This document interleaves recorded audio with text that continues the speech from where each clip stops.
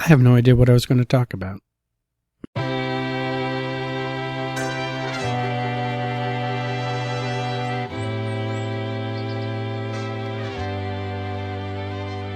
hi there. My name is Charles Ray Dawson. I'm the Associate Broker Residential Sales Manager of ProStar Realty. This is the Unnamed Real Estate Podcast, episode 230.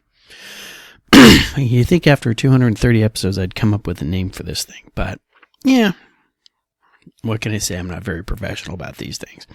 That's actually been a big topic of conversation this week. People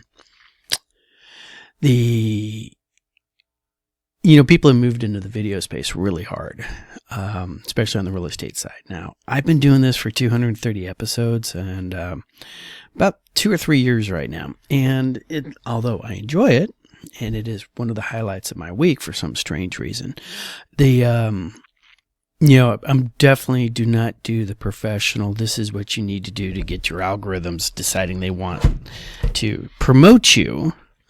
And though I know you guys have all shared and subscribed to my episodes and stuff, the numbers just aren't there. And I'm almost okay with that. I had a meeting on Monday. Well, let's start at the top. As you guys understand, today is July 2nd. We are currently waiting to see whether or not the House has passed that big, beautiful bill, or whatever they're calling it this week. And I've been checking Twitter and whatnot. And last time I saw, Hakeem Jeffries seems to be just rambling on the floor, talking about the UFOs and the shadow people, or whatever the hell he's doing there, stalling for time. And the question is whether or not this thing's going to pass. Well, if it passes, and there's a really good chance it will eventually, what is it going to look like? More importantly, what is that going to do to real estate? I mean, you literally hit this point nowadays where you can have two people have the exactly opposite positions about whether or not that's an apple or an orange, depending on what tribe they've joined. So we'll just have to wait to see how that whole thing plays out. Do have a couple real estate articles that have talked about that. But, as we sit here, we're waiting for this at the end of every quarter. All right. I strongly encourage my agents to do a quarterly review. What did I do? Did it work? How many closings did I get? If I did something and I didn't get any closings out of it, where did it go wrong? Was it a bad idea to begin with? Did you not execute it? Did you, whatever. All right. Now, self-reflection is not something that is encouraged in American society. Mostly because it makes people depressed. But then they watch more TV and eat more junk food. So maybe they do encourage it in an indirect way. But I'm having a good year. My year's been relatively successful so far. I am ahead of my annual planning and looking into, can I continue this and can I keep this up? Where does it come from? Where did the work come from? So you see the whiteboard over here in back. The side that you don't see actually has my closings for the year and has, basically it's like the what's coming up, all right? What do I have in my pipeline? And so at this point, I sit there and I look at my pipeline and go look at my closings and go, where did these leads generate from? And all except for one, which came off a website. I mean, not, my personal website, but came into the office website because of our web presence. They are all what I call a business. All right. And a business is basically you guys referring me out to other people when you find they need to buy or sell a house, which is awesome. A business is the best kind of business because I don't have to spend any money on it. And it means that you guys at least think I did a good enough job that, you are willing to refer me out to your friends and family or that coworker. So awesome. That's why it's called a business. It's awesome. All right. Other side of the equation, you can see parts of it up on that screen. This is all my B business, right? And that's the stuff that I generate through advertising, video, things that put my name out there in front of people who have never even heard of me. All right. And how can I differentiate myself from the 65,000 other real estate agents roaming the country, or at least Arizona, trying to find work? So I sit there and I look at, okay, let's break it down. What was I doing for the first 6 months? Well, I was doing these 3 campaigns. Okay, I like doing things in 3. These 3 campaigns, all right? What have they generated? One of them has generated. So actually, that's funny. I'd actually had put somebody in the category of A business when it did actually turn out that it was B business. So one of these campaigns out there, which I didn't associate, actually did generate that other one. So we're running, I guess I'd give us numbers about like 60% A business and 40% generated from the B business side, which is a pretty good ratio.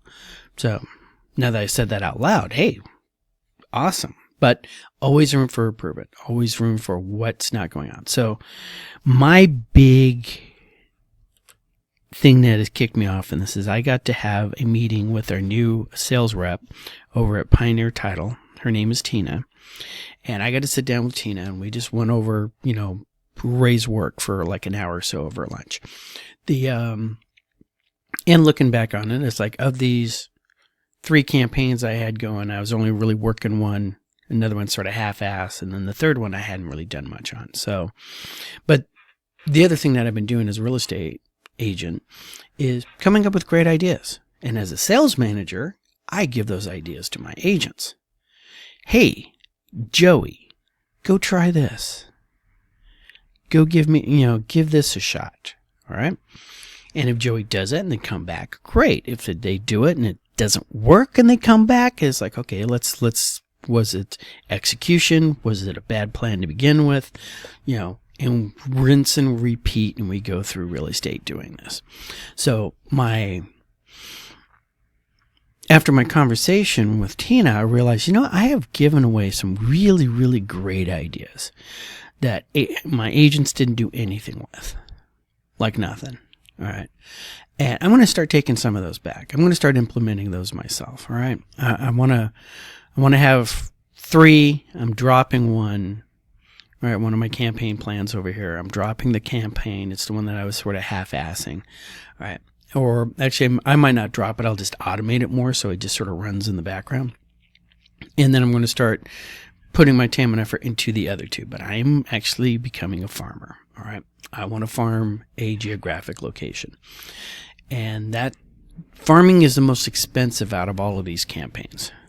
All right. But because I'm having a good year, I have the revenue to start putting it back into that kind of stuff. So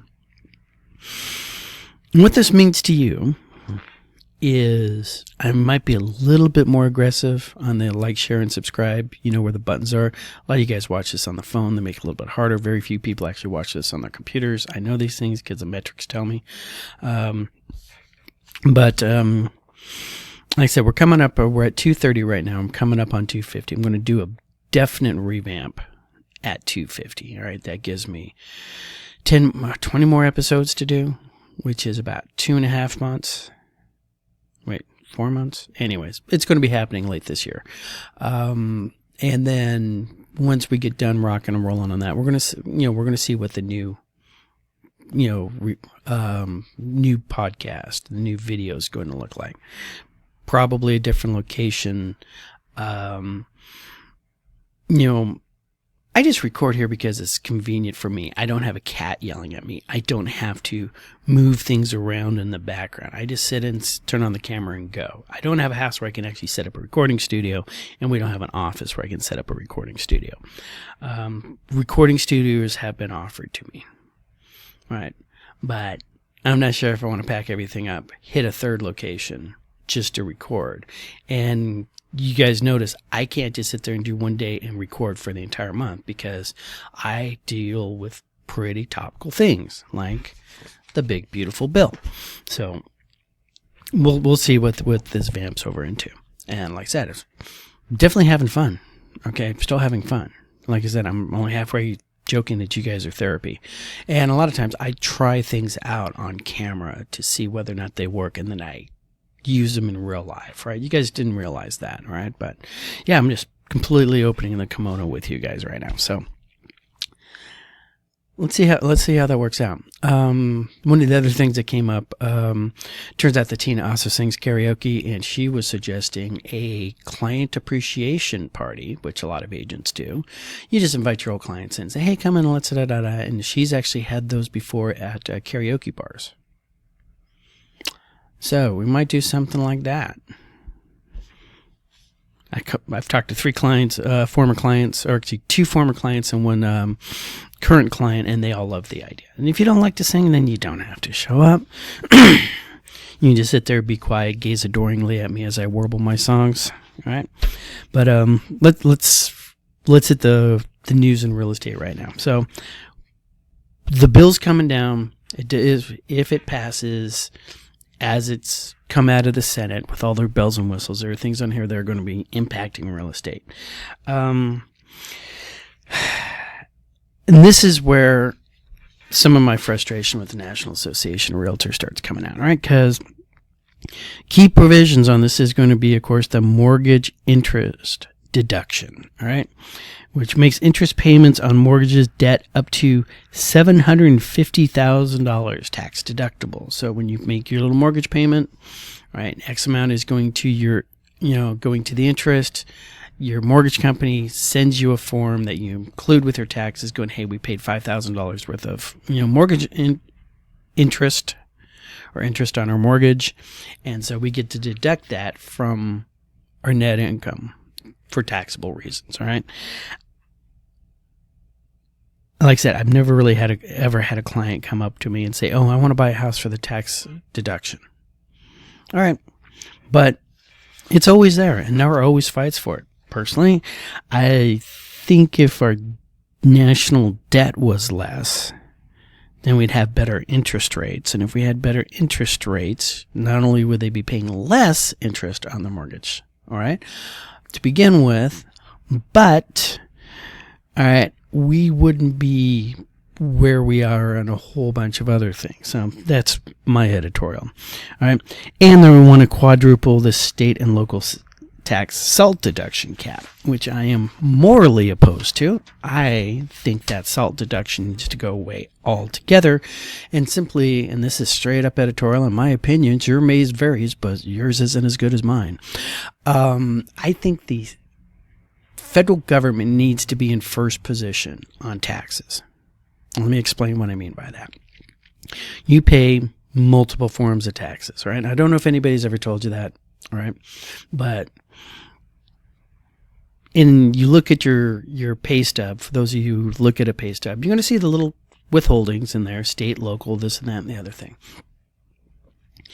As it is right now, they take all the money out at once on your check for the state of Arizona, for the federal government, and then you file your taxes at the end of the year, and the money that you wind up paying in your state taxes for the year, you get to deduct, just like your mortgage, interest off of your tax, it's not a 1-for-1, okay? And what it do is they actually reduce the amount of declared income. I make $75,000 a year. These are my deductions. After I take all my deductions out, we're going to tax on the remaining $60,000, right? Which is what actually gets a lot of people screwed up when they're self-employed and they're trying to suddenly get loans, because their accountants have been saying, yeah, you made $75,000 a year, but we're only declaring $25,000 in taxes because of all of these write-offs, right? So I would like to see the federal government in first position, right? Which means if the state decides they want to give their citizens a tax write-off on the state taxes from the money that they spent on the feds, okay, I'm okay with that. But I really think that the Fed taxes need to be first position. Like if you were paying people out in order, you pay the feds first. And then you look at what you have left, and then you pay the state. And then you look at what you have left, and then you pay your county, local municipalities. With SALT right now, the feds wind up last. And this really, really benefits high tax localities. California, Illinois, Chicago, LA, New York City, New York State. All right. Places where they have absolutely ridiculous state income tax or sales tax or whatever tax it is, because that means a Californian can write off all their state taxes first. And even though a California makes $100,000 a year and a person from Arizona makes $100,000 a year, the person from California pays less federal income tax because they get to write off their California taxes, while Arizonans only get to write off their Arizona taxes. Does that seem right? I thought not. So I would like to see that zeroed out. Probably not going to happen, basically because if you were in one of those flyover states, you just don't have enough representatives sitting there in Congress to override California. And the other thing is that one of the parties has a very interested in maintaining this deduction, ironically enough, because if they control these blue municipalities, all right, they like this because it reduces the impact on their citizens when they're overtaxing them. All right, so that's another thing. NAR loves it. That's why I never check the box going, oh, NAR, let me give you more money so you can lobby for me, because you never lobby about anything that I like. All right. And what really turned me off is like once upon a time, NAR sent out this big email to everybody or flyer, and it was like, this is who we're supporting for elections this year. All right, meaning you, drones, vote for who we tell you to. And I looked at it, I'm like, I was morally opposed to like 90% of the people on there. I'm like, no, are you crazy? Her? She's been horrible for real estate in Arizona, but National thought she was good. So maybe she was just really good at being bought. All right. Anyways. So what else is going on? They also have rolled in some enhanced and permanent qualified business income deductions. All right. Also got some 1031 exchange information going, and I'm seeing a whole bunch of tax cuttings and not enough spending cuttings for me. They are raising the federal debt ceiling by $5 trillion to avert a government shutdown that could send mortgage rates soaring. Okay, that's because the markets do not like uncertainty. All right, so they are also going to have continued tax breaks. A lot of these things. Okay, Congress is really big on having sunset clause on taxes. It's like, okay, we're going to lower the tax rate to 20%. Oh no, that's ridiculous. All right. We need a couple of you guys to vote along with us. How about we just make it for 5 years, and then 5 years from now we can have another bit of craziness trying to figure out whether or not we're going to. The tax stuff going on in this is literally to cover things that were approved of back in 2017, and then they said, oh, and then it'll expire in 2025. All right. Honestly, because I thought Trump was, Trump probably thought he was going to be winning his second term, and this would be somebody else's problem. Well, guess what, dude? That's not how the world works now. It's your problem.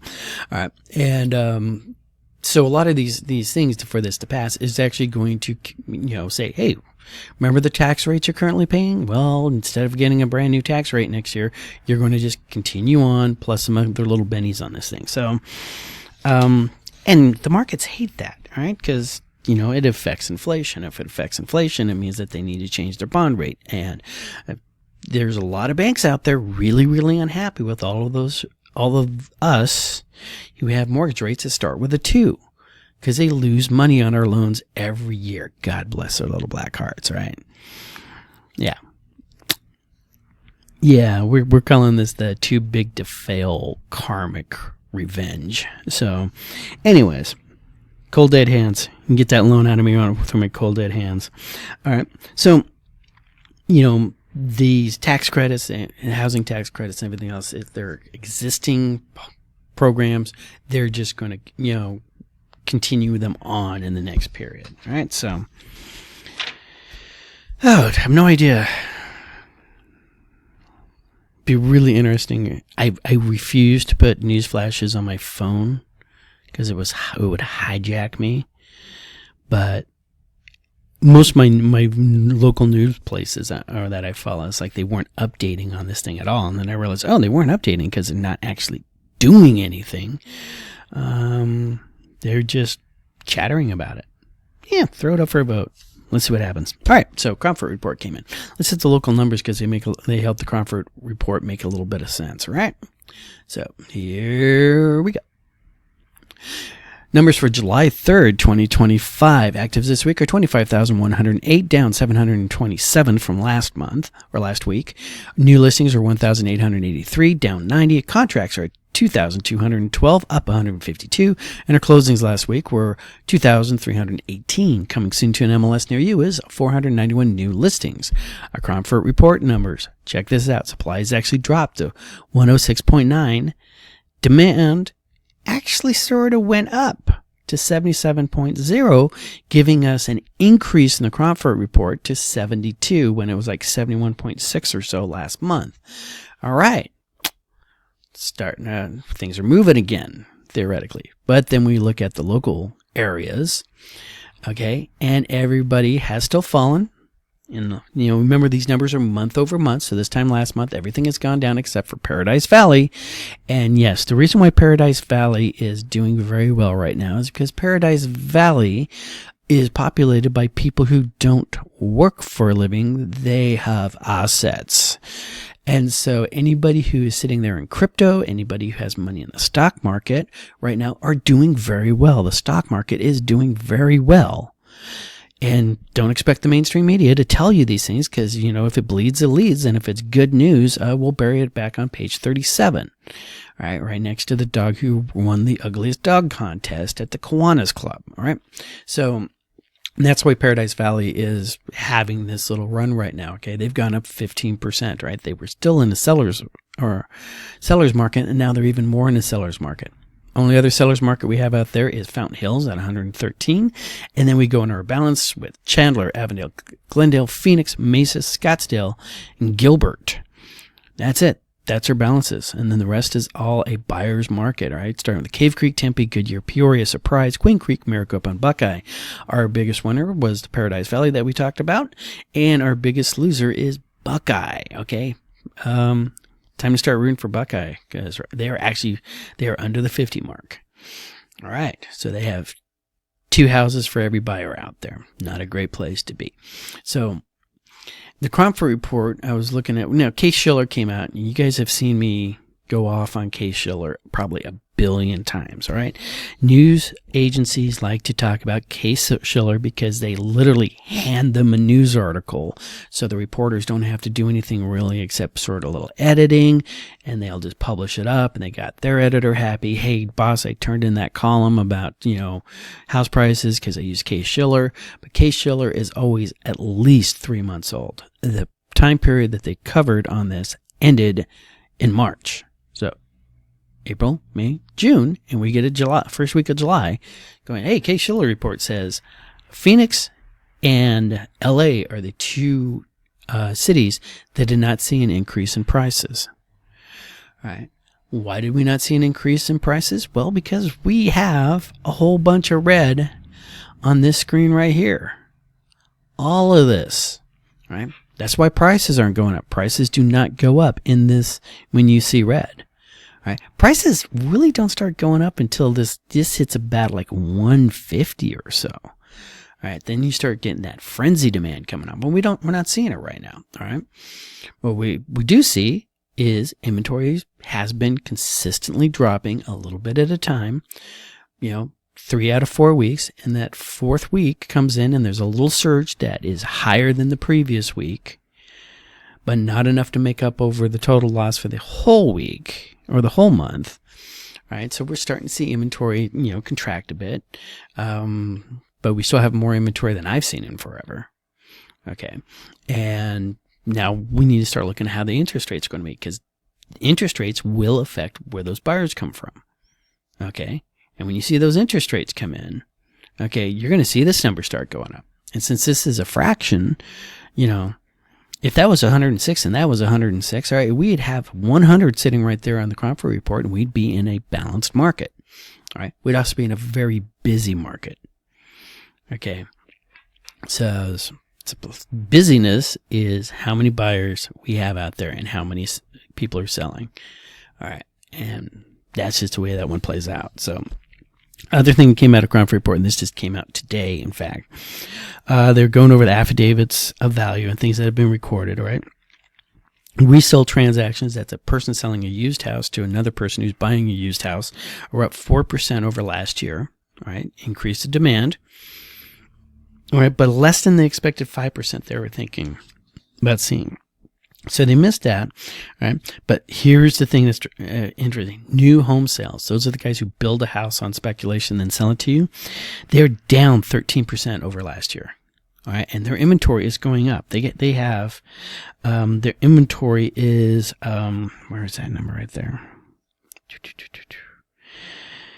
Their inventory right now is the weakest since June 2019. Okay, so what's going on with the new builds and stuff? Well, I think it's just a lot of cases is that I don't think they really did get them price bad out, but I think a lot of the new builds, what was working for them was they were lending you their money at reduced rates. And now a whole bunch of other people out there have actually met the builder's rates. And their turnaround time, you want to move in this house in 30 days or you want to move in this house in 6 to 9 months, all right, has starting to pull people away from the builder side. That's my hypothesis, right? I got nothing to promote that except gut instinct. Let's see what else is going on. So that's how we're doing this. I did have a really interesting topic that just popped to me from a phone conversation this morning that I wanted to discuss, but I realized driving in that I really wanted to research that one a bit more. Although I have been told that I get a little bit too into the weeds, I'm a little bit too inside baseball on my podcasts. All right, but you're looking at an agent who can't tell you the difference between quartz and travertine. All right, I'm not a pretty kitchen kind of agent.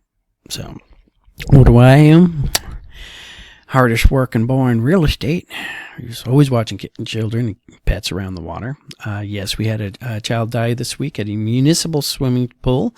So just because you think there might be a lifeguard on duty, he might be checking out the two girls in the bikinis, all right, or their attention may wander. And so not just yours, all the way around, children and pets, watch them. We had really good rain last night. Okay, so really good rain last night. I was like sitting there halfway expecting phone calls from people going, hey, why is my roof leaking? Because sometimes that happens after you put people in houses and it doesn't rain for 4 months, 5 months, 6 months, and all of a sudden it rains for the first time. But don't drive in anything flooded. Work your circles, boys and girls. Talk to your friends. They miss you. And I'll catch you guys all next week.